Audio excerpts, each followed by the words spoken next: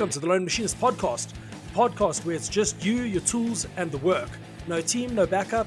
I'm Jamie from JSpec Engineering, and every episode we're tackling the highs and lows of flying solo in the machining world. And I'm Curt from Confounded Machine, here to chat about everything it takes to make it as a one-man show in the shop. From grinding and turning to the struggles of running a one-person operation, we're sharing the stories, the tricks, and the challenges that come with going it alone. If you're out there in the shop grinding away by yourself, or just thinking about taking a solo plunge, this show's for you. So throw in your ear protection and let's talk about life behind the machine.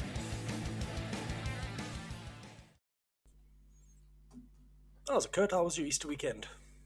Oh, it's doing pretty good. How's your Easter weekend been thus far? Over, I guess. Well, I lay on the couch all of Sunday and slept. Been a bit Nice. sick, so yeah, I was venting. Oh, no. You know what, I'm not going to force myself to work and then crash things. I'm just going to take a day off. So I was feeling sick Yeah. on Friday and Saturday, and we went out with the family on Saturday, and then Sunday I was just like, you know what, I'm not interested. I'm going to just sit on the couch, watch the rookie, and sleep. So yeah, Danik has also been a bit sick, so we've been both out of commission. Today I was back at it, but yeah, not at full capacity. Oh, bummer. Yeah, but it is what it is. It happens. So yeah, I'm feeling better now, and hopefully we'll be back at full capacity tomorrow because I've got to run anodized still and a whole bunch of other stuff. What's been going on your side? Yeah, just kind of had the little holiday weekend. Went out to my sister's, had a nice big barbecue, had a Easter egg Nice. hunt for the little ones, so that was the time. And yeah, just got a bunch of stuff done. Had all the pens ready for the sale, so that's kind of all automated, so I could kind of just relax. And I don't know, Yeah. that's enjoyable to not have to think about that stuff. And then nothing moves on a holiday anyway, so I don't even feel pressured to like get things in the mail. So yeah, it's pleasant. I like it like that. I like setting it up like that. Nice. Yeah, did you guys have a 4-day weekend as well?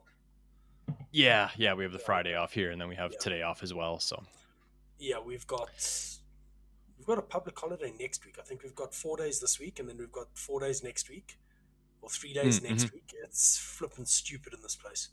Sorry, Yeah. look at the calendar quickly. So we've got the Sunday, the 27th, so the 28th will be a public holiday, and so will the Thursday of that week. Oh, okay. Yeah, because Huh. Workers' Day is on the 1st of May, because we like all the holidays in the world. Yeah, we have May long, so our first week of May's, I think it is anyways. I don't know.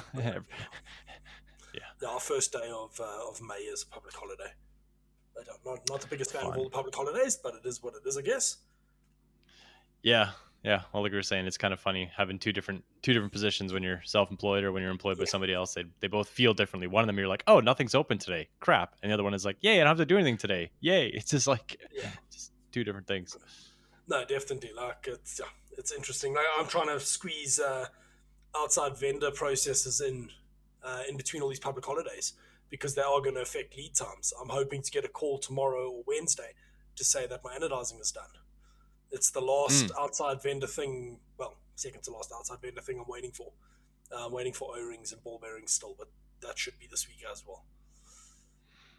Nice. Well, that's Yeah. a decent turn because you just sent it in last week for anodize. Yeah. Sent it in on Okay, that's Wednesday. So yeah, they Oh. said at least 5 days. So I'm hoping early this week I'll get it back.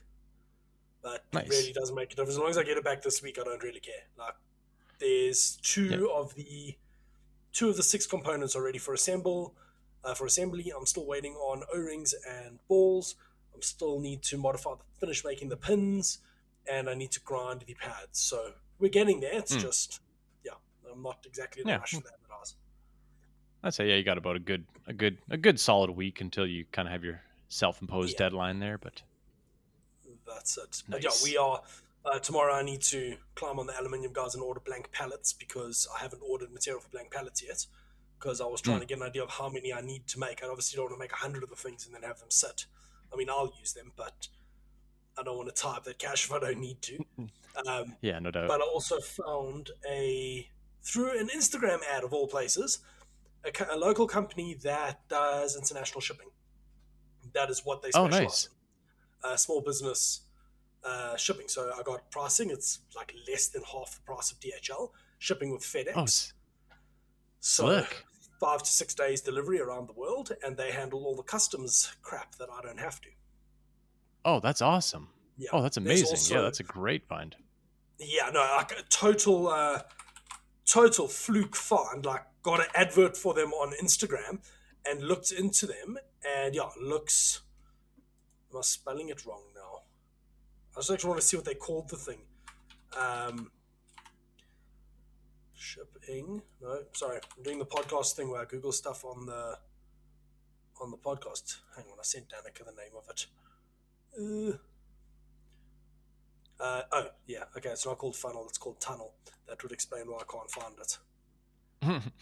I want to see there's a specific thing that they referenced regarding the Americans, because obviously there's been updates regarding that from our Yeah. side and tariffs and all, and that they've got a whole thing that literally upfront will tell you what to expect there. Yeah, I don't know where. I think it was an Instagram post. Anyway, okay, but the gist of it is, if your order's under $800, it's exempt of tariffs. So it's literally cheaper if someone buys 4 anchor points to ship them 4 anchor points, and they pay for shipping on each one, than to pay for tariffs on the complete lot. Yeah. Like it's silly. So, but we'll get into that when we need to get into all those stupid details. But yeah, I'm going to send out a parcel this week to test them out. I'm going to send out another beta unit, because I've still got 3 beta units sitting downstairs, because I haven't been able to ship those out. So I think I'm going to send one of those out and see what their shipping lead time looks like. Nice, yeah, because I mean, the way you shipped it to me, yeah, it was spendy, but like it came here in what was it, like 2 days? That was insane. No, super quick. Yeah. Yeah. FedEx is usually pretty good bringing stuff into South Africa. They will send me a customs invoice or clearance invoice before it's even hit the country. So by the time it hits the country, the same day or the following day, I get a delivery. Like they are pretty good. Also, while I rearrange my position, check my shirt out. Oh, you got, okay, I had 2 in my cart already. Danica made this one for me. It's nice, best. okay. Yeah, she made me a Chip fan shirt. I know, I was like, she already has them up. Okay, I gotta buy some of these. Yeah, so. Yeah, no, I got it to make me one same time. Oh. Sick. Yeah, it looks good. But yeah, I'm moving stuff in the document. Yeah, I got an order for another 100 of those stupid aluminium discs. So that'll make it 320 of them that I've machined in 3 weeks. That's a lot. That's a lot. Yeah, every time I deliver them, they're like, "Oh, can we have another 100?" What are they doing with them? It's literally an insert for a desk. So they drill an 80mm hole in a desk, and it's a pass-through for cables. These guys supply the stuff to all the banks and all the corporates here. Okay, so like supply to that. Okay. Yeah, I was in the bank, and I'm like, "Hey, I machined that." Like, I can see the shitty chamfer. I machined it because the extrusion is not symmetrical. So the one side gets chamfered by the chamfer cutter, and the other side doesn't. Not my fucking problem. I thought it was paying me to put a hole in it. I thought these were just for like one bank, and I was like, how many desk holes are they cutting in this one poor bank? But okay, there's suppliers. That makes sense. Yeah, we did for the entire of F&B.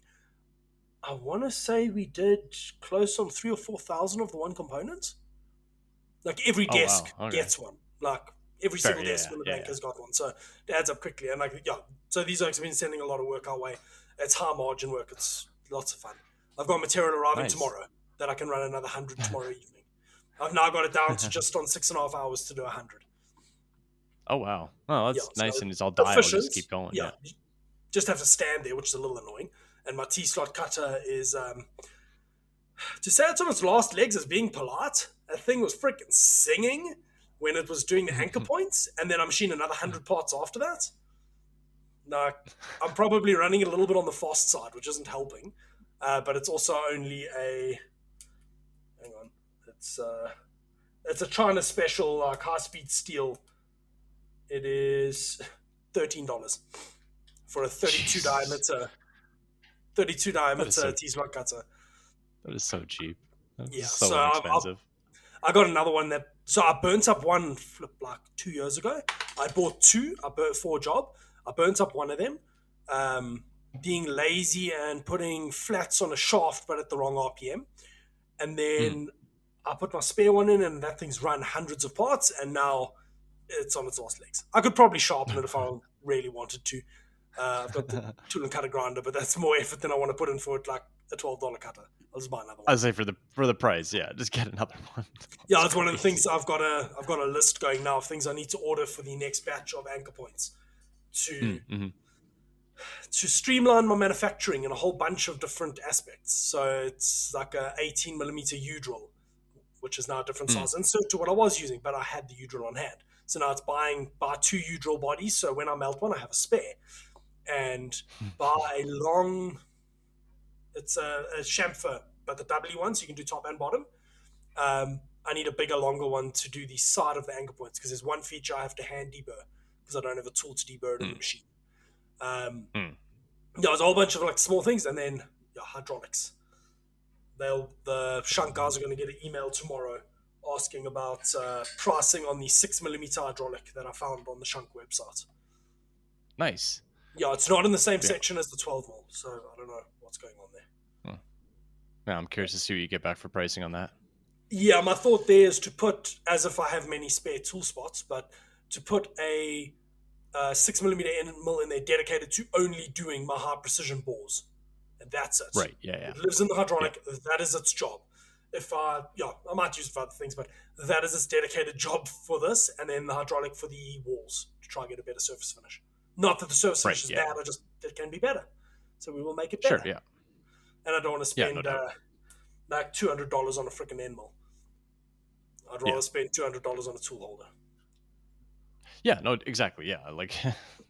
Yeah. No sense putting a fancy end mill into like a ER. I mean, you could put it into an ER, but like, yeah, there's so many better ways. Yeah, for sure. I'm shocked how well that ER. It's a Chinese tool holder with probably a Chinese collet, and whatever the run out is, it doesn't matter because I comped it and I didn't have to adjust it through the entire batch of 16 bodies. Nice. On each one, there's 6 high precision holes, and they're all with tighter than I can measure the deviation. So I'm That's awesome. Pretty stoked, yeah. But yeah, anyway, on to your exciting side of things where you broke your smoke machine, Curt. Tell me about this, please. Yeah, my smoke machine doesn't make smoke anymore, which is, I mean, that's a good thing. But when I took it apart, so I'm talking about my little induction heater. It's a 1800 watt, quote 1800 watt induction heater. So when I fried all the FETs in there, I bought new MOSFETs and realized they have like actual current specs, and it's like they can actually push a lot of current. Each one of those MOSFETs can, I think, push 50 amps of current at voltage, so that's like 2.3 kilowatts. And they all have to they cycle, so they like oscillate. So I figure I can push 2.3 kilowatts with active cooling.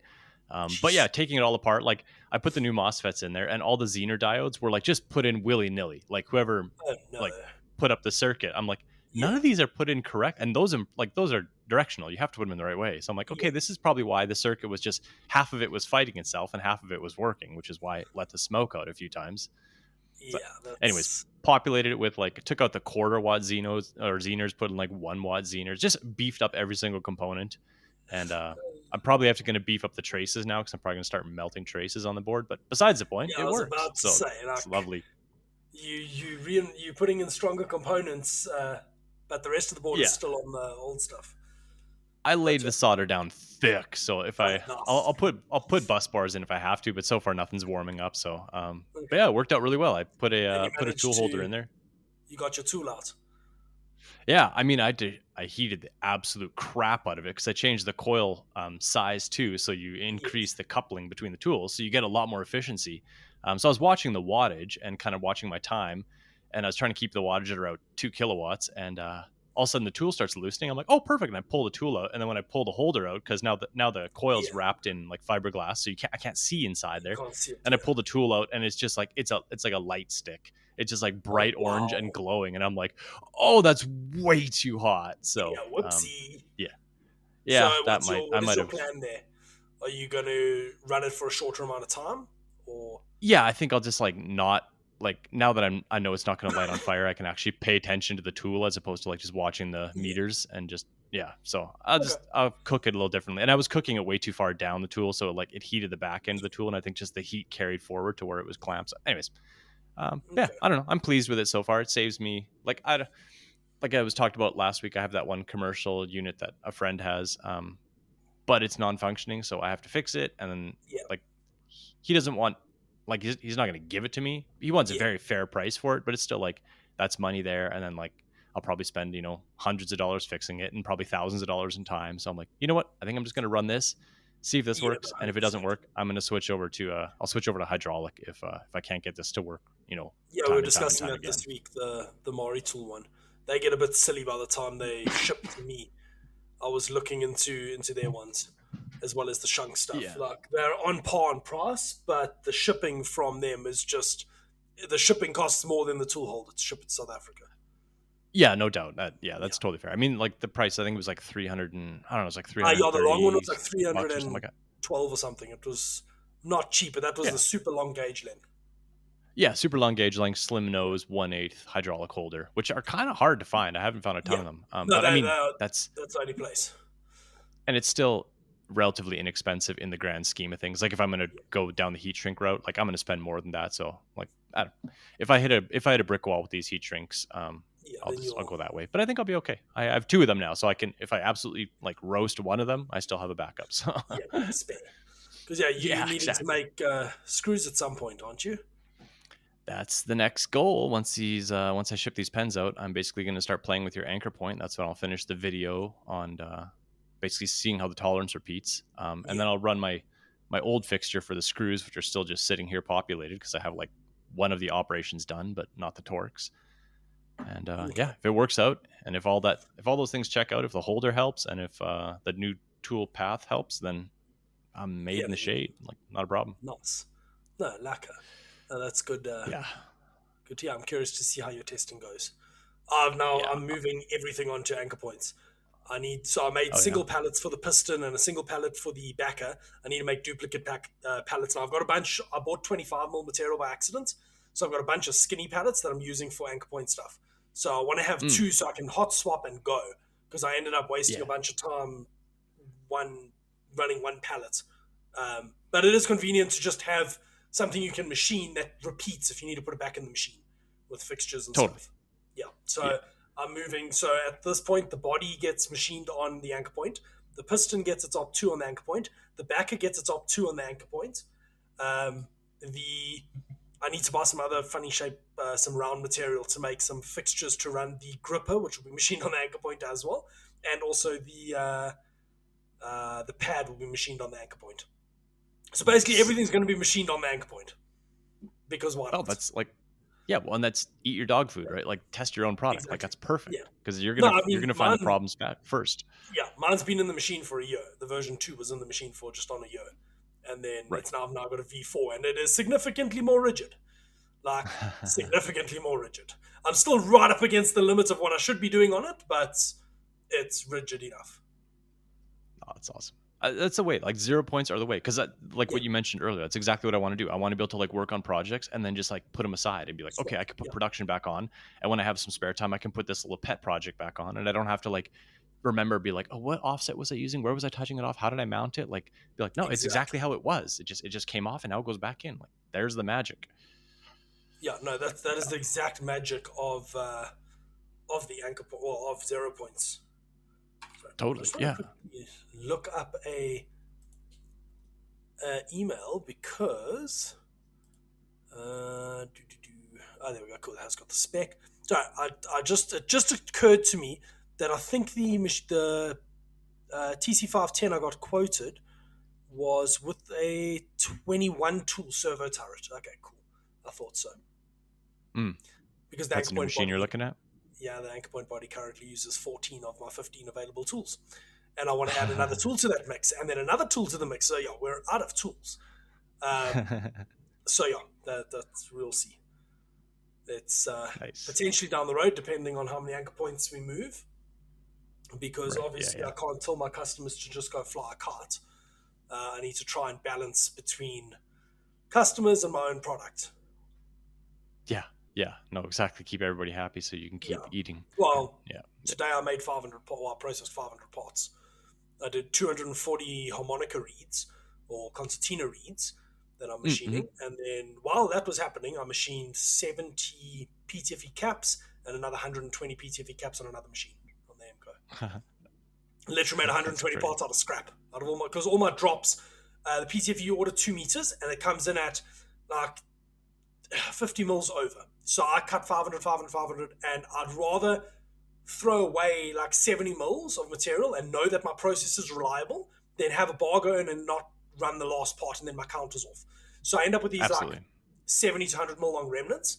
So to make these caps I make 4 at a time out of you pull it forward, it runs 4. You pull it forward again, it runs 4. So I was running it off scrap today. Made 120 parts out of Nice. scrap. Yeah, like Nice. see, don't have to That buy feels material for it. Like that I don't feels the think I've best actually too. ever bought material for that part because they only take about 50 of them a year. So or 50, 100 a year. So I just keep the scrap and run out of scrap. Nice. Like, yeah, it's great fun.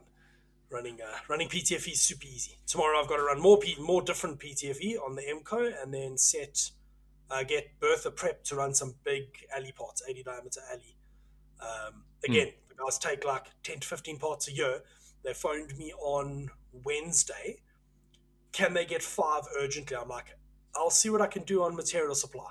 I don't keep material for this. I'll order it, and there's a 3-day backlog on my material supply is sawing. So, sorry, I can get it. It's being sawed tomorrow morning, and I'm probably going to send Danica to go fetch it for me because then when it gets here, I can run it and I can deliver everything to them on Wednesday and know that they are dealt with for the month. And I can invoice and end of month they're paying me, and I can just forget about them for the rest of the month and focus on anchor points. Yeah, because that's a nice turnaround for them too. Huh. Yeah. Oh no, like that is my value proposition. We had a meeting. They were like, "Oh yeah, can we discuss pricing?" I'm like, "Sure, but my price is not my value. My value is when you have a problem, you phone me and I unproblem it for you."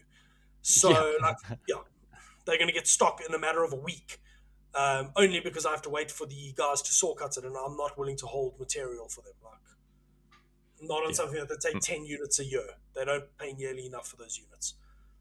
Yeah. So no doubt. Yeah. I need to build an inside micrometer. A depth mark. Ooh. I don't know if you saw that one in there.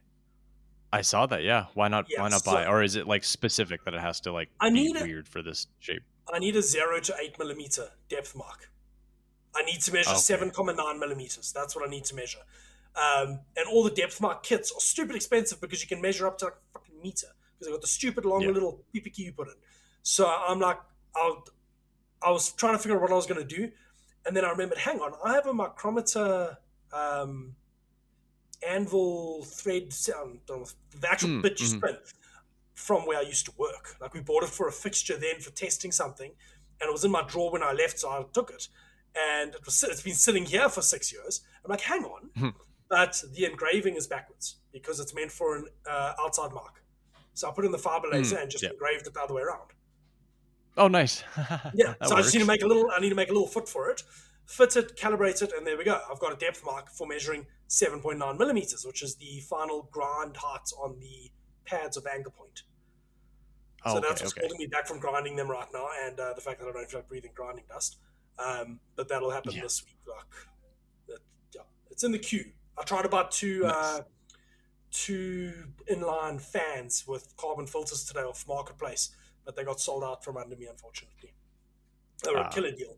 It was like I think it was like $50 for 2 of them for 6-inch fans. I'm like, hey, I messaged the guys like, someone's coming in half an hour. If they don't pitch, you'll let me know. I was like, well, okay, fine, fair enough. Like I would have driven there and snapped it out from other people. Yeah, that's the one advantage we had here in Canada is like as soon as they legalized weed, like all of those inline fans and filters and everything, like the price just plummeted because everyone was buying them. So like I have a bunch in my shop just moving fumes around. Same thing, they're just like they're so cheap. I have like I don't know. Well, I mean, I can buy a new one. Big vortex. Yeah, a new one's like $50. I just could have got 2 for $50 with carbon filters. So I'll probably buy one this week because I want to put a little hood above my anode setup and suck the fumes out, like down through the brickwork and out of the workshop. I just don't want it running. I kind of want a smaller one. There's one that is 30 watts and 60 watts on high speed. So then I'll leave it on 30 watts default, and it can just run forever. And then when I'm running, I'll switch it up to 60. That way it's moving a bit more volume. But obviously I don't want my electricity bill to be through the roof just because I'm moving air. Yeah. So that's the exact problem I have. Yeah, I got acid last week. They oh, nice. Yeah, came straight from this. It's still in their supplier's box. They didn't even friggin' open it. So it's still in its box, because I wasn't feeling well. So that's on tomorrow's agenda is to actually try and get through the anodizing I need to do, because that's like a fair amount of money just sitting there waiting to go out the door. Like as soon as I anodize it, I can invoice it, and it's all machined already. It just needs to be scotch-brighted and anodized. but it's most of a day's work to do that. So yeah, balancing. I've also got to make 1,000 pins for concertinas again. I made 1,000 of them 2 years ago. The guys worked through all the 1,000 that he bought, and him and his friend are now going half on a batch. Cool. So it's turn the little thing, then make a fixture in the mill, slitting saw 1 mil slot, drill, and then rigid tap M1.6. Oh, tiny. Yeah, last time I fun. did it with a battery drill. So Okay. I think we'll be better off with it in the LK. Like we're gonna see. M1.6 is not exactly big, but I'll do a tool break detect and see how many taps I can explode. Just with easy material like steel or aluminum Brass. or something, or even easier. Okay. Yeah, no, everyone's a hero in brass. Like Absolutely. Yeah. brass is super easy. Yeah. But yeah, so I'm trying to remember why I was complaining about other people's lead times. I don't know, probably a lot of reasons. I'm going to assume it was the saw cutting that was the problem. I don't know. I told the driver I'll give him some meth to give to the guys running the saws so they can cut faster. That's the way. 100%. Yeah, Meth solves everything. other people's supplies. It's actually, I added it to our topic thing, was vertically integrating to be in control of your own destiny, because suppliers can be real troublesome when you're a small shop, like being at the mercy of other people. Well, and like some of the things are like, I don't know, I try to drink the lean Kool-Aid on a lot of things, but certain things, like for instance the spring or the refills that go in my pens, I went the like, I think Saunders had that like Glock tour where they just bought like he's like, I sit on 2 years of supplies, and that's what I did with refills. Now I'm like, okay, what's the shelf life on these things? I'm just gonna buy a stupid amount and then I don't have to think about it anymore. 100%. And now I'm doing the same thing for springs because I can get them made locally, but the quantity was like, they quoted me a quantity of like whatever 500 and the price was blank, and then they quoted a quantity of 1,000 and the price was blank, and I'm like, it's like 2 cents. Like it would make no sense for me to order the small quantity, so I'm like, I'll just order just a crap ton of them, and then once again it's like, it's way more than I'm gonna need in like a month or two, but like I don't have to think about it. Like well, it's that's out of my what I've hair. started doing with repeat orders. So I've got a couple of customers. We do a lot of white label stuff where we manufacture their whole thing for them, put them in a bag, and they just sell it. A lot of their stuff, when I set up to run, if he's ordered 10, I'll run 30 parts and I'll put them on the shelf, because I know those other ones are going to move out within the next 6 months or so, and I'm happy it's going to take me more time to set up to run another 20 of them than to just run the 20 while I'm set up. So I've now got boxes on my shelf that are all labeled with customer parts in them. Like when they order, I just grab them off the shelf, finish them, and send them. Well, and especially if it's sitting on, like, if it's a small quantity, like space wise, if it's small, and if it's material wise, if it's inexpensive, it's like, yeah, why not? Just like, well, I mean, I ran out all the material I had on the small PTV caps I made. I ran out all that material in November. Haven't run them since. They haven't ordered a lot. I think I've still got 130 in stock. I've got to make another 70 tomorrow. I haven't run that since November. Like my machine's all set up for it. I haven't needed it. And if the machine's standing, I may as well run something that I know is going to move. So I mean, you're tying up material, but in the grand scheme of things, there's not a lot of material. On those parts, it's like 10% material cost on the actual finished part. So I may as well, when I have time, just run parts. Right, yeah. And they can't really go anywhere else because I kind of own their drawings. Yeah. Yeah. I'm a VAT supplier. Yeah. I like that. So, what did you do to your printer?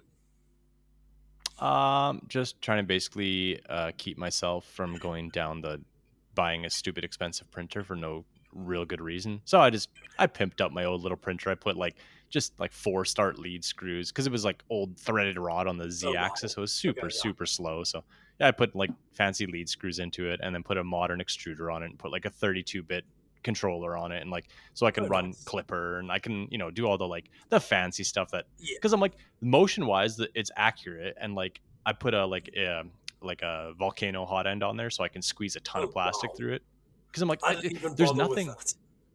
I'm like there's nothing wrong with this printer. Like it can. No, exactly. What do I need it for? Making jigs? Like all it needs to do is squirt plastic real fast. So no, 100%. Like people get a bit carried away with printers. I look at what people spend on printers. I mean, you can literally buy a car for the price of the printers here. Oh, totally. For the Yeah. bamboo ones, you can literally buy a reliable car for the price of a freaking printer. I'm like, Well, no. and the components nowadays are Yeah, insanely inexpensive. Like they are yeah, so inexpensive. Even if for brand name stuff, it's just like mass quantities of production has just that's it. done wonders to the prices. Yeah, it's the economies of scale, and that's the thing. Totally. Like printers now, you buy it, you turn it on, and you print. It's Yeah. it's now aimed at the mass market, not the tinkerer and the guy who wants to build a printer, not necessarily print things. Because I think you and I Yeah. both were the ones who would build a printer because we want to build a printer, not because we necessarily need to print Exactly. things. Yeah. Yeah, when I bought my Thingamatic, I wasn't like, I'm going to use this to make all kinds of cool things. I'm like, I want to make this because it's cool. And like Yeah, where we are in printer technology right now is where we wanted to be like 15 years ago. yeah. And like Like when I built now my they're my finally getting there. Rostock Delta, I accidentally Yeah. won an auction on eBay and won the printed parts, and then I had to buy all the parts to build a bloody printer. And that was Sick. my entry. Start with the Delta, do it the easy way. Like Yeah, flip. Oh, I know. it was I chaos always back wanted then. a Delta. They're super Yeah, cool looking. they're so cool just for that reason alone. And then Yeah. uh what who just reached out to me? Why am I spacing on his name right now? This is evil. Anyways, we just had him on as a guest. Justin. Justin, of course. He just Yes. reached out to me and was like, "Hey, I got parts for a Rostock." I'm like, "Don't even tempt me, you evil human." Because that's all I want to do. I'll build a huge Delta just because they look cool. Like, Yeah, so I was like, exactly. no, I don't need to do that. Background ornaments. Yeah, yeah, just giant, just boop, boop, boop, boop, boop, boop, boop. Like they're so Yep. cool. But yeah. Yeah, no, So, I'm anyways, resisting the urge. It's try not to do the fun thing. Well, try not to do the things that don't add value. right, yeah, and this is Uh, like printer is just like letting me scratch that like little like yeah. this is a fun little hobby thing to do. Like this is not moving the needle Oh in yeah. what I do day to day, and it's not making me any more money. But it's like it's just enough to keep my brain from Well, melting. So we making buzzers for the local quiz night because their buzzer system sucks ass. So okay. ESP making wireless buzzers for them. I'm like, fuck. This really is not something I should be focusing on, but their buzzers suck so much, and we're currently absolutely destroying everyone else in the league. So we'll make it better for them. Like my missus has won the last 3 quiz nights. At this point, Nice. we've got three free bottles of wine and a free pizza. Wow. Yeah, like we've been dominating it. It's quite fun. But yeah, we laughed at their setup and told them we would help them. So now I've been roped into making a quiz night wireless button situation. Sick. So I tried to get That's awesome. ChatGPT to do it yesterday morning, and then kind of got over trying to get the SSD 1306 screens to work from ChatGPT is Mm. such a freaking nightmare because it uses the wrong flipping libraries. Mm. But yeah, I'm like, screw that. They can have 8 lights. They can light up. I don't really care. Like, let me get a Yeah. basic functionality, and then Danica can add the complicated stuff using her fancy programming skills with while loops and things and switch statements. I'm like, if. Everything's an if statement. Ifs and go-tos make the world go round. Yeah. There we go. Speaking of ifs and Yeah. go-tos, I got my fancy program working. With Nice. I ifs and saw that. go-tos. Yeah, I took your code, looked at how you wrote your if statements, and then Mm. copied and pasted that into my code, and Mm. then basically looked up what number I needed it to jump to and used a go-to. Sick. So Yeah. it took me a little while to figure out the go-to, what it wanted from me in the actual line, because there's go-to F, go-to B, go-to, and then there's another go-to. Mm. But it's basically go-to forward, go-to back, go-to, the whole document. So Nice. it'll first search forward, then back, like, interesting, like easy enough to learn. And then I made another program like that today where I can literally just type in a variable and it runs a different section of my code. You've just got to be really, really on it that you make sure you exit out of that segment and jump to the end. Because if you don't, shit, it gets exciting. My old programming teacher, when I was doing like a lot of C programming in school, I used go-tos everywhere because they were just like I could do anything with them. And he's like, all you're building is spaghetti code. He's like, if one section of your code fails, he's like, this is just going to be anarchy. And I'm like, well, yeah, but like Does it it won't. work? Like we'll just add extra go-tos. He's like, quit adding go-tos. He's like, it's bad code. I'm like, whatever, get the job done. No, that was like me programming ladder. I ended up Yeah. programming a couple PLC jobs. I love ladder. Ladder's super simple. If the conditions are met, it runs. It's fucking easy. It's made for stupid people.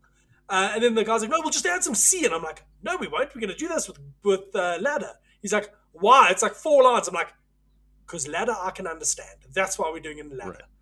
Like, Yeah. Yeah. ladder's super, super simple. It's logical flow. And I love ladder. Even the way I program it in Arduino, it's if. Like you make a state, like a variable that you just tick over to the next thing. So it runs this block of code or it runs this block of code. Finished.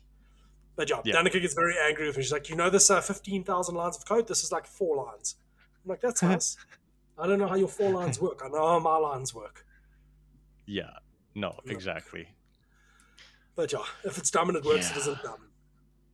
Precisely, right? And like nowadays with the power of microcontrollers, like when I was learning to program microcontrollers, I was using Motorola ones programming in assembly, where it's like, okay, I have like a kilobyte that I can use. Well, So I'm like every Danica and I line were matters. discussing But like, that, and she was like, she's never used a long integer or something. I'm like, no, the reason you don't Yeah. use that is because the Arduino has no memory.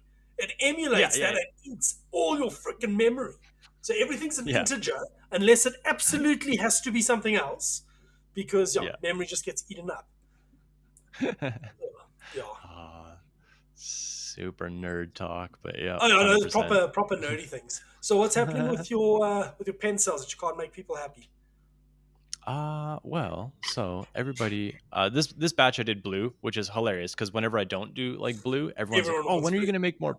Everyone. I get emails and Yeah. DMs continuously be like, "If you can make more blue ones," I'm like, "Okay, you know what? I'll make a run of blue. I haven't done blue in a while." And then like everybody's like, "Do you have any other color except blue?" I'm like, "Yeah, I know. You could just," but obviously, like you're dealing with a bunch of people. You're gonna.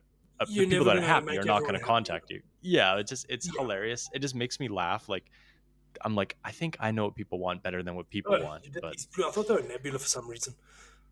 no, everybody These wants small those, and I do want to make more, but they're just such a pain in the ass to Yeah. do that. If I keep doing them back to back, I just start losing my mind. So No, I'm gonna 100%. do them again because Everyone wants them, but they're tedious. yeah.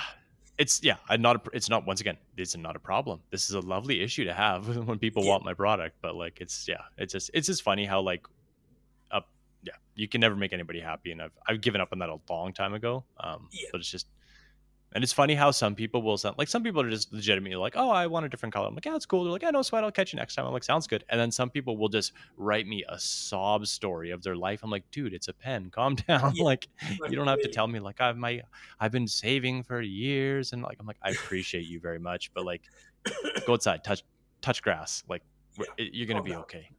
There's a lot of cool things. You will in the world survive to buy. without a pen. Like it's not. Yeah, I appreciate. Yeah. I love your support, but yeah, there's lots of people making cool stuff. Just go poke around a little bit. So yeah, that's good I'm times. curious to see how the end of this month's going to go with anchor points and how many more we're going to make next month. Oh, me too, man. Me too. Yeah, I'm trying to decide on the number I want to run next month. I haven't even finished this batch. I've already got a whole bunch of process improvements in place, but I'm a little concerned that we're going to battle to keep up, which is a very good place to be in. Yeah, it's going to go one of two ways. Either it's going to, no one's going to want it, or everyone's going to want it. It's just like, it's just how it is. So. Hope for the second one there. It's much better. The second is much better, for sure. Much better. I'm waiting to get the stuff back so that I can put mooring points on my machine and start testing that out, because that's going to need to come down the pipeline relatively quickly. I actually want to move the body manufacturing onto a mooring point and run 2 at a time, because I'm going to get extra rigidity from that, and then I can also get a little bit more walkaway time, because I was getting decent walkaway time, but not enough. And I think, I need to figure out how to program it in Fusion to do it the way I want it to do it.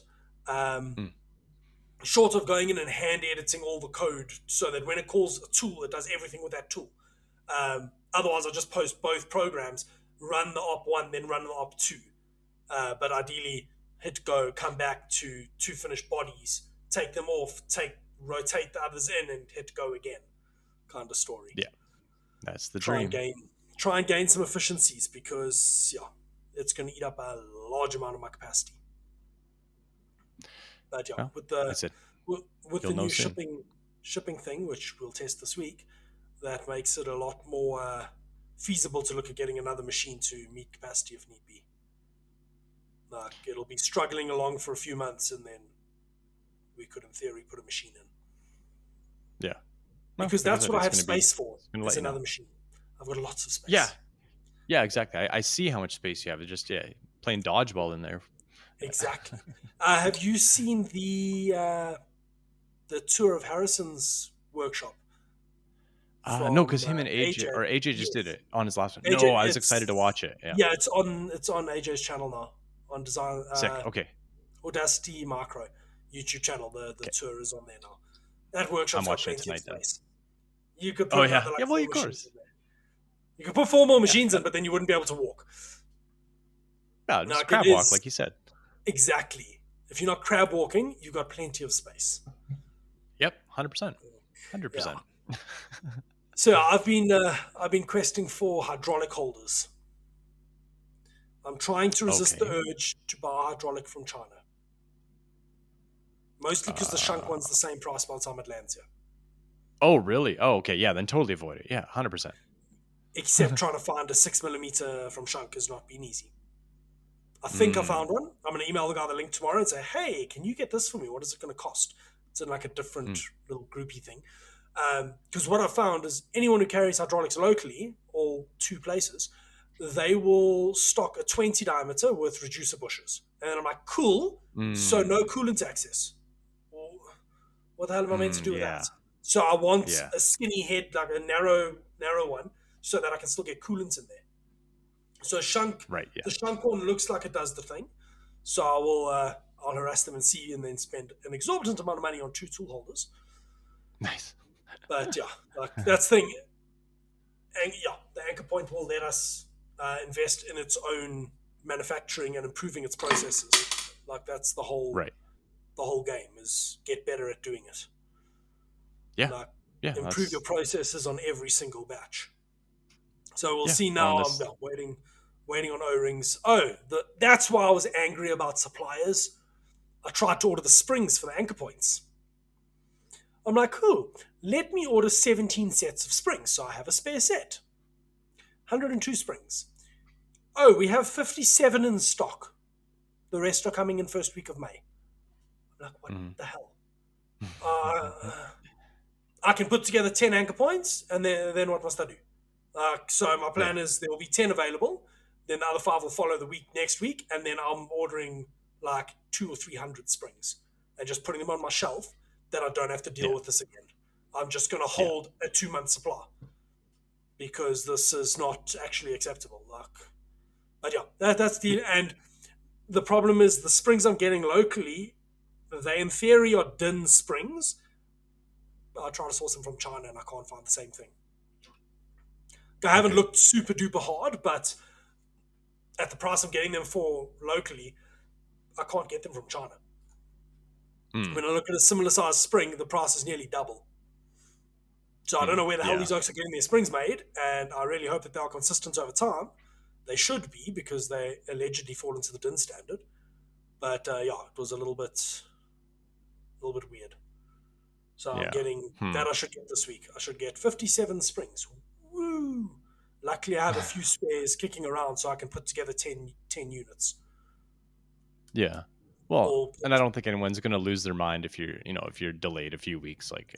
No, 100%. It's annoying, because it was something I didn't think I needed to worry about. It's like it's a freaking spring. You would assume that the spring people have springs. So I'm just going to buy up all their stock and have it sit in my place so that I can control my own destiny. Yeah, just like I do with the pins now, because the pin people are clowns. So I now control my pin destiny. I still need to hard mill those. I want to order a tool tomorrow. I want to order a 6mm with a corner rad, because I was doing it with a 4mm ball nose, so 2 radius ball nose.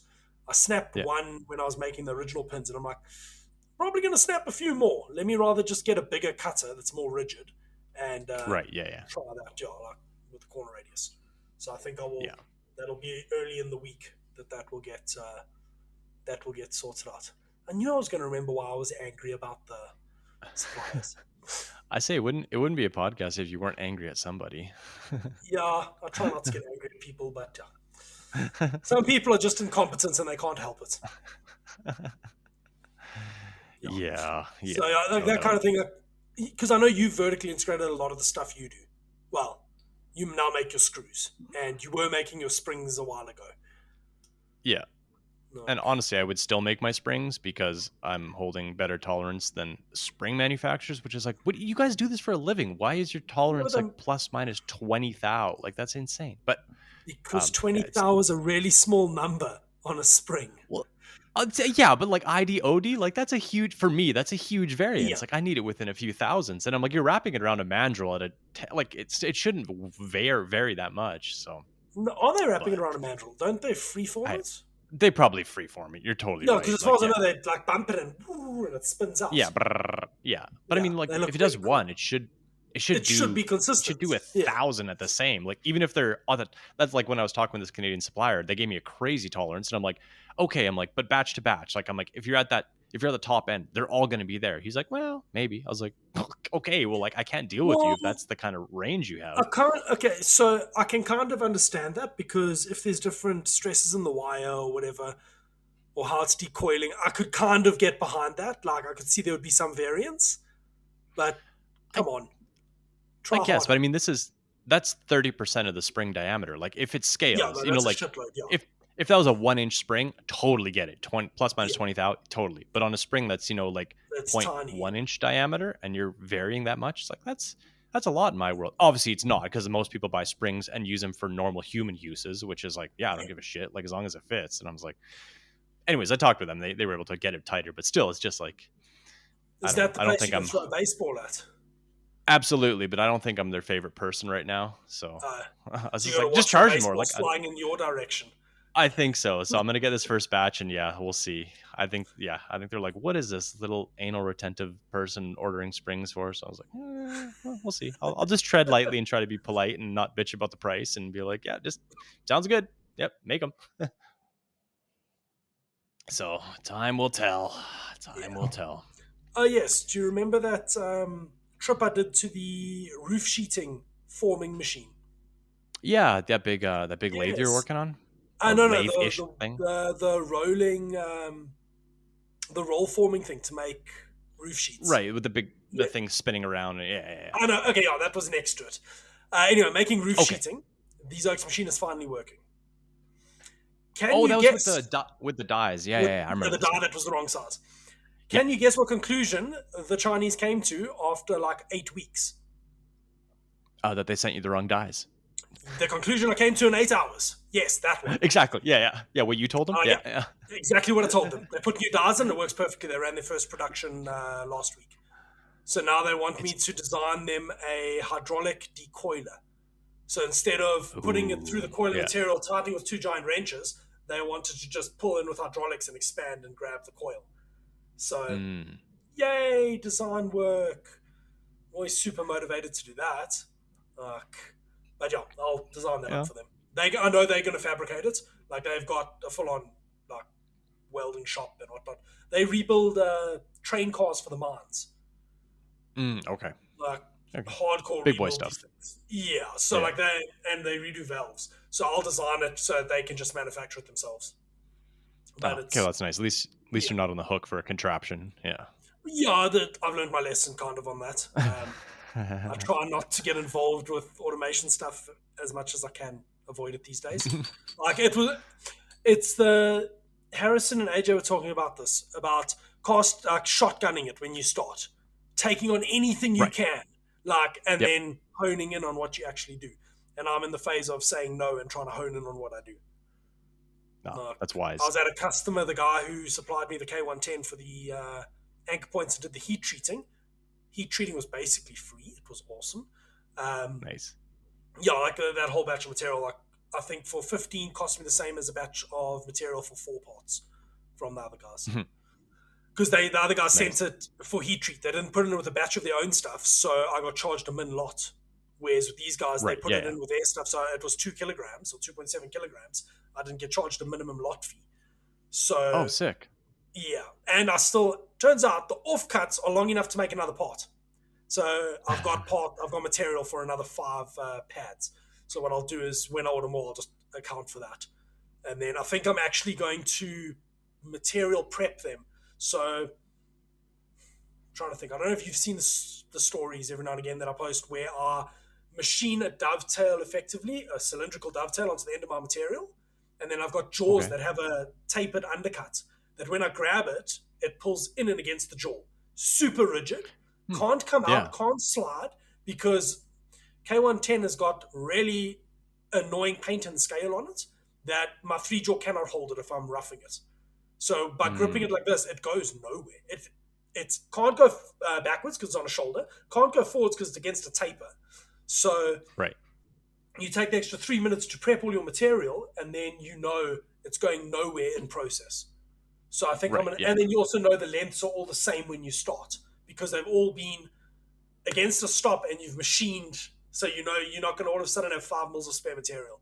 So I think I'm going to do that. It adds extra 2 or 3 minutes to each one, but I think well worth it for the peace of mind. Well, like you said, rigid AF. Like you're Yeah. going to get better everything. Tool life. You're Well, going to get better considering finishes. Yeah. my 3-jaw chuck is on an adapter plate on the front of my collet chuck. So yeah, it's not the most rigid setup in the world, but it works. But yeah, in that case, I could probably leave Danica to run them. Like if I've got them that reliable, you can't really fuck it up. And no, she doesn't like running the 3-jaw chuck because she's worried she's not going to tighten it enough or something. I don't know. So yeah, trying to build my processes that I don't have to run everything. That's the key. That's the key. That is the dream. Like that is literally the dream. I see you have here. Unless this is just riffing on go. Oh, unless you got something, shoot away. No, carry on. I've got a question I want to ask you, but we'll get to that now. I see you're sub-programming on Siemens, or was that just in reference to that was using the go-tos. Yeah, actually, nice. No. Let me ask you. So when I was at IMTS, I got a demo from the Siemens guys on how to get sub-programs to run. I can get my Toolbreak Protect sub-program to call. I cannot get any other sub-programs to call. And once I type that sub-program name in, I can't edit that line. Huh. So if I type in TBD in a program, I can't delete that TBD. It's there permanently. Weird. Yeah. Like right on the control? Like if I'm on the control and I edit the program and I add TBD for two-way protection, I can't delete that line.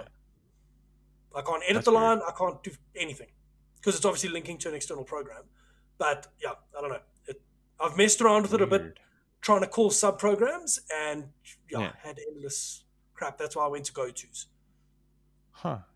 Yeah, because mine I just use like call and then the name of the program, and then I keep all my sub-programs in the sub-program folder. So my TBD's in a sub-program folder, but I literally you just type TBD.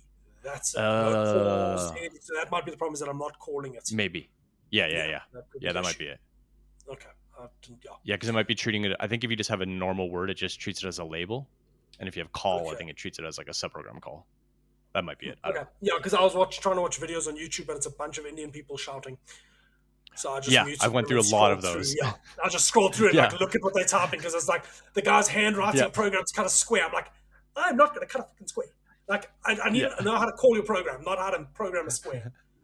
My post from Fusion to the machine is friggin' rock solid. Like make a tweak, send it, hit go, zero regard. Like I've got that process or that workflow very well dialed in at this point.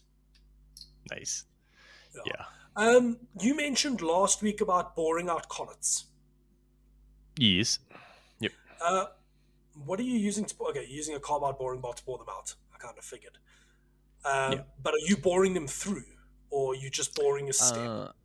Most of these are just steps. Like I'll just take a collet and just bore a step into it I or did something. That. I used my hex collet that doesn't fit my hex bar and bored it to fit a BT30 pull stud. Murdered multiple boring bars. They're hard and they're interrupted.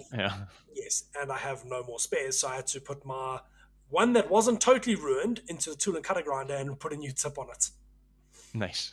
But it made 70 parts today, and it's going to make another 100 tomorrow in PTFE. So Oh, okay. it's fine. That worked. Like Then. they're super cheap. They like what are they? Wait, why am I typing in dollars?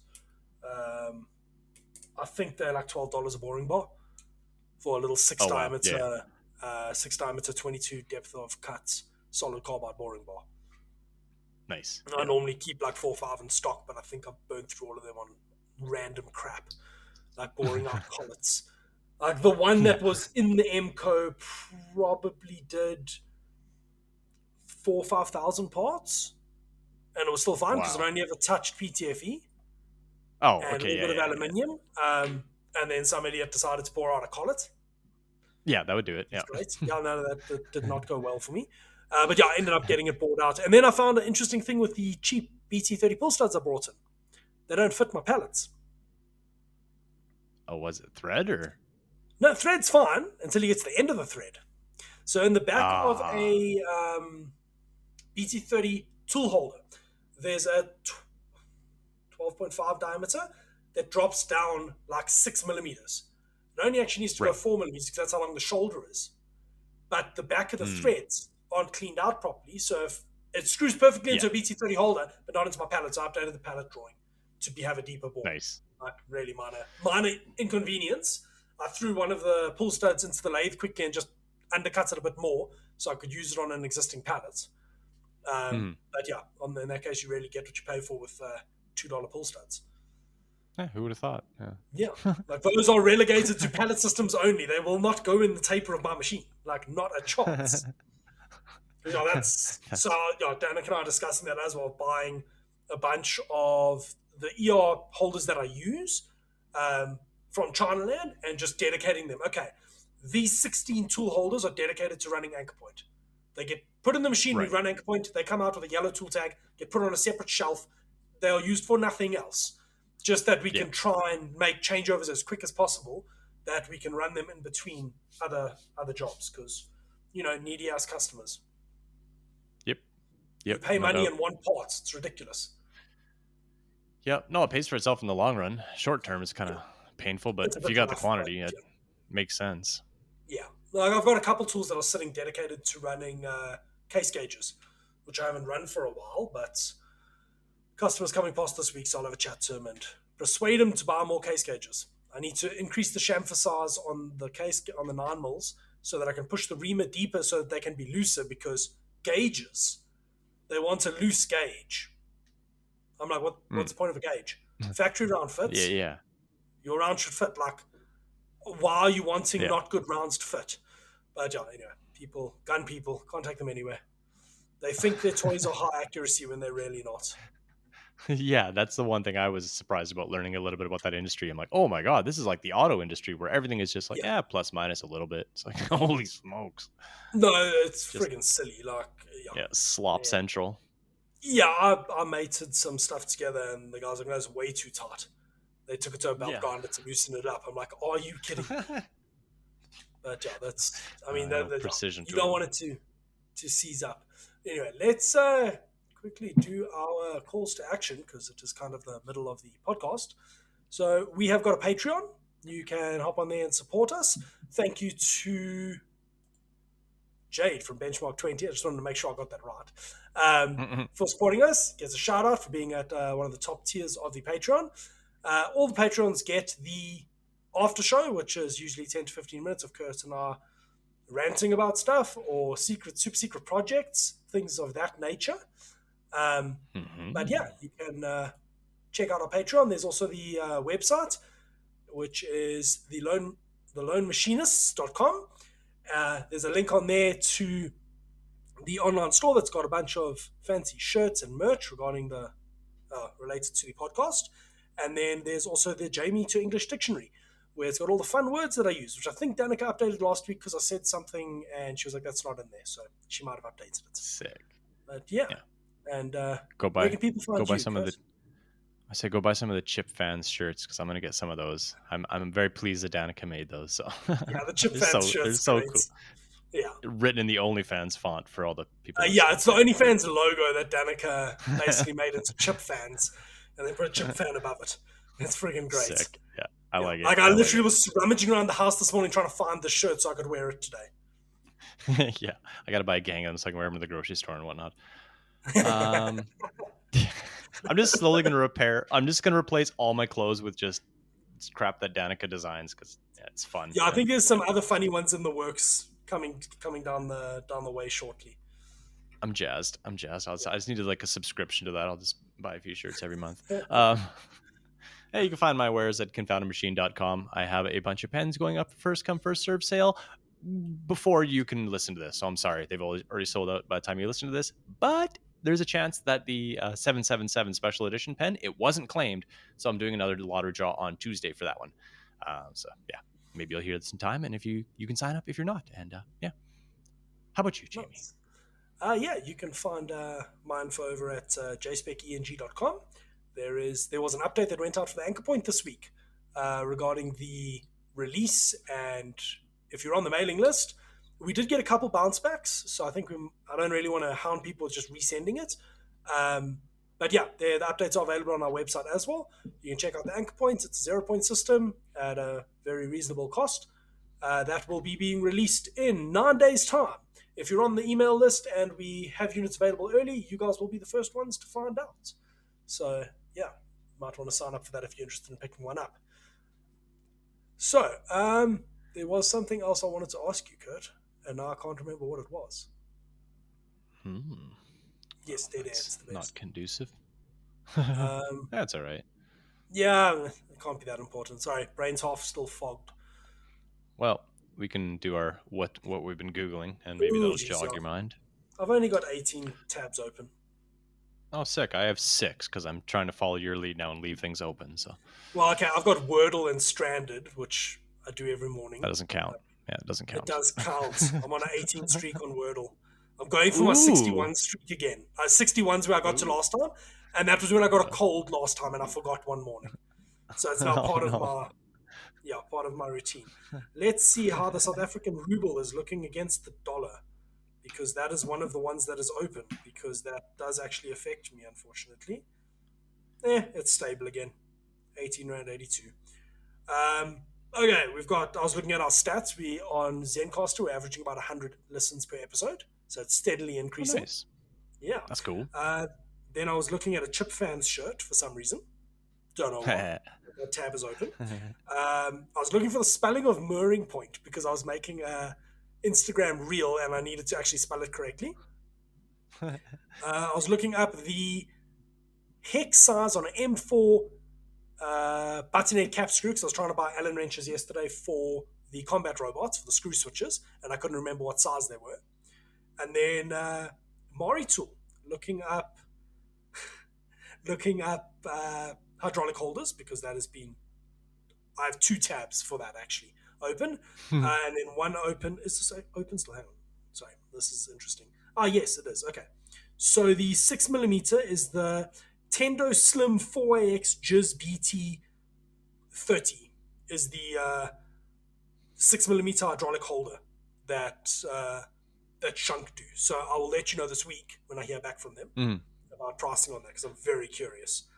Yeah, me too. And then apparently I was looking at a screen or something. I don't know. Oh, and then I've got the best the best GIF ever. It's the Titan one. Boom, boom, boom, boom, boom. It is the best. I'm literally going to send it to you in the chat now because it's freaking brilliant. It's my favorite GIF. But yeah, so one thing I wish yeah. So mine, I was gonna say, I wish you could reply to like chats on Instagram with more GIFs because like I feel like we could now all just communicate purely in GIFs. It's so much better form of communication. Yeah, I know there's some classy ones. Haha, it's so in my safe. It's in my hello, I want to send this one. What the hell? Oh, okay, there we go. So I'm trying to send it to you and it won't let me. Why won't you let me? Damn it. Okay. Sorry. Tariffs. So all data sheets, obviously, because that's an important site to be open. I was just looking at a bunch of MOSFET specs. I was also on the Mary Tool site looking at the BT30 1/8 slim hydraulic holder. Had a bunch of stuff pulled up for Clipper, just for, once again, playing with printers. BT30 shrink fit crap, because just looking at some slim nose versions. I don't know. I'm still playing on that. If it works, I'm just going to like outfit a ton of crap with heat shrink because it works. 1,000-watt heat. Oh, that's actually really cool. So I found a guy's site. I'll scroll to the top. It's a super old site. It reminds me of like the old school GeoCity sites where people would just post like this, it's got like 700 pages long and it's just crammed Oh, full of like jeez, yeah. technical information. Fantastic. It's like spaco.org. This guy's just an old guy and he's got just a crap ton of electronic junk on his site. But one of his pages is 1,000-watt ZVS induction heater notes, because tons of people have been asking me about the induction heater. Yeah. So if you Google that, he has like a flow chart. He like broke out schematics. He did a bunch of experimentation. He's got like data on like coil sizing. Super, super good information. I just like randomly came. I'll put it. Link in the. Yeah, please. I'll totally link it. Yeah, I'll link it into the chat if people are into that kind of jazz. Because yeah, I had to go to like manufacturer website and download all kinds of stupid white papers to try to learn this shit, and this guy just compiled it all. So, anyways, yeah, that, and then more GitHub stuff on just stupid printer stuff. Because like I said, I'm addicted to that, and that's all I spend my evening hours doing instead of looking on YouTube. I'm just pissing around on GitHub. So yeah. Oh, jeez, yeah. Yeah, that's what I've been at. Why is this website in another language? And why does it say accept cookies? How many times do I have to say accept cookies till they just deliver me cookies? Yeah, I don't know. Yeah, that whole madness. Whole thing's a little annoying. There was I'm pretty sure it's on his website. We discussed this guy last week, I think. Rotes 4.0 or Reutz. Oh yeah. He had a thing about induction heaters. Okay. On his YouTube channel, I think, where he made his own heat shrink, similar to what your setup is, and he had been using it for years. So yeah, he put a video out this week of printing adding mist coolant to his 3D printer to try and. Oh, I think I think I came across that. Danica was getting annoyed with me because I wanted to watch it instead of watching like a TV show. I'm like, no, this is way more interesting. Like the quality he's getting on a 3-minute benchy is insane. If he can get it to stick to the bed, because adding water to the mix isn't helping. But yeah, very interesting, that rabbit hole that he's going down. Like I mean, probably 8 or 9 hours of video already, if not a bit more, that he's put out on it. I love all that stupid geeky stuff. Like, what's one of my favorite channels? It's a guy that works for Valve. Oh, why am I spacing on his name too? Applied Science. Oh, I didn't know he works. I don't know if you follow. Valve. Oh yes, I follow him. Yeah. He built a water jet. I nearly built a water jet because of him. Oh, he has so many cool videos. Just like total oddball and like deep technical videos. Like really, really good stuff. So yeah, no, his stuff's really good. Breaking Taps is also really entertaining. Yep. Yeah, that guy's doing some cool stuff. Yeah, he's got that Medicenter he's got is quite spiffy. Yep. Yeah. Not cheap to I know he makes me want to machine. I was looking at my 4th axis and I'm like, you know what? This would be fun to machine is a little rover, like one of the Mars rover wheels. I really want to just machine one of those just to have it sitting on my bench. So I'm like, I could do it. I can do it. There's no reason I can't do it. Yeah. So, but it's not the highest priority at this point. No, that one doesn't make the beer taste better, but that one makes Kurt's brain happy. So eventually I'll make that's one. something we now like. A while. Danica was giving me a bit of shit over the weekend because I haven't taken any time off in the last 3 or 4 weeks. And I'm like, I'm pushing really hard right now to get Anchor Point over the finish line. And then we're going to push hard again next month to get the second batch out. And then maybe I'll take a few days off. But right now we're in the thick of it, trying to make our overnight success after 6 years. Yeah, exactly. Overnight success. Took me 6 years to get you. But we're trying to push something over the finish line, and that you've got to decide where your priorities lie. And the being sick thing has not helped this week. Yeah, I get really that. Doesn't. I had a hot ginger. It's the only reason I'm still half alive right now. Did you see the link I sent you in the chat? I see the link. I have not clicked to click on it. Oh, that's the nice. It's the greatest meme, greatest GIF ever. boom. Yeah. moves his hands. That guy's That's the best. I want to get Danica to put it in as well into the show notes because I'm a savage like that. Tartan link. Someone put it in the Taps and Patience Discord, and it was. That's a good way to ruffle feathers. Yeah. 100%. But that is one very divisive character in the industry.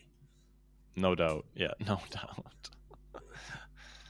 Yeah, I don't know if you saw the unboxing of the Swiss Nano, the Torno Swiss Nano this week. Yeah, I saw that. It came I across still my feed. I haven't watched it. Like, you've just got to watch it and take it with a pinch of salt.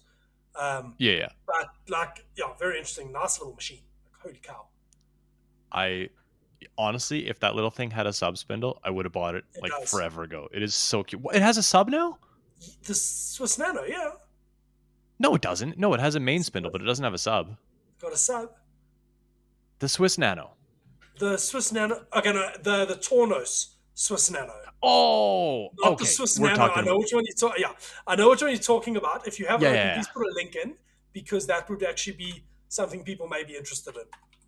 That little micro desktop Swiss. Yes, the one that okay. Hacksmith has, and they're using to run production parts allegedly. I can't see that thing being super accurate.